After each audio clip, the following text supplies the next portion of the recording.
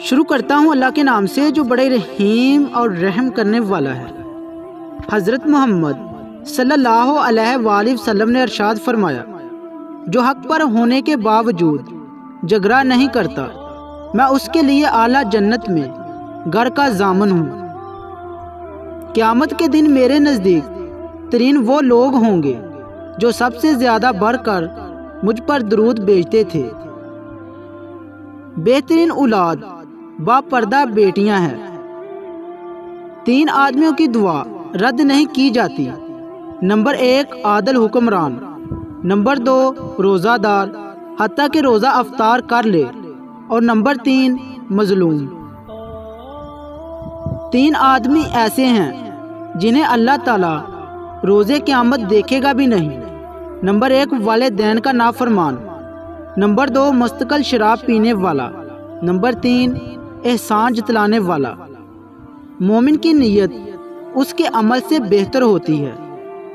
اللہ تعالیٰ ایسے انسان کو اپنے عرش کے سائے میں جگہ دے گا جس نے تنہائی میں اللہ کا ذکر کیا کہ اس کے آنسو جاری ہو گئے۔ ایک وقت آنے والا ہے جب لوگ نیکی پر شرم اور گناہ پر فخر کریں گے۔ تم میں سے بہتر وہ ہے جس کی وجہ سے زیادہ لوگوں کو فائدہ پہنچے۔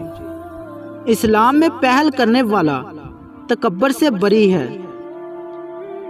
تم اللہ تعالیٰ سے ایسی حالت میں دعا کیا کرو کہ تم قبولیت کا یقین رکھو اور یہ جان رکھو اللہ تعالیٰ غفلت سے بڑے دل سے دعا قبول نہیں کرتا۔ کھانے کا گرا ہوا ٹکڑا دسترخوان سے اٹھا کر کھانا۔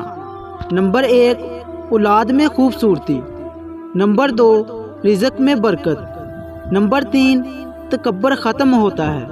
جس نے کسی بھوکے مومن کو پیٹ بھر کر کھانا کھلایا تو اللہ تعالیٰ اسے جنت کے دروازوں میں سے ایک دروازے سے داخل فرمائے گا جس سے اسی جیسے لوگ داخل ہوں گے۔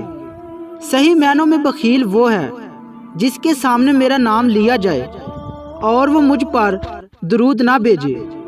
جس انسان کو یہ پسند ہو کہ اس کی عمر دراز ہو اور اس کے رزق میں اضافہ ہو تو اسے چاہیے کہ اپنے والدین کے ساتھ نیک سلوک کرے اور ان پر صلہ رحمی کرے۔ پڑوسی کو تکلیف دینا نیکیوں کو اس طرح مٹا دیتا ہے جس طرح سورج برف کو مٹا دیتا ہے۔ اللہ تعالیٰ نے تم پر ماں کی نافرمانی حرام قرار دی ہے اور والدین سے ناحق مطالبہ کرنا بھی حرام قرار دیا ہے۔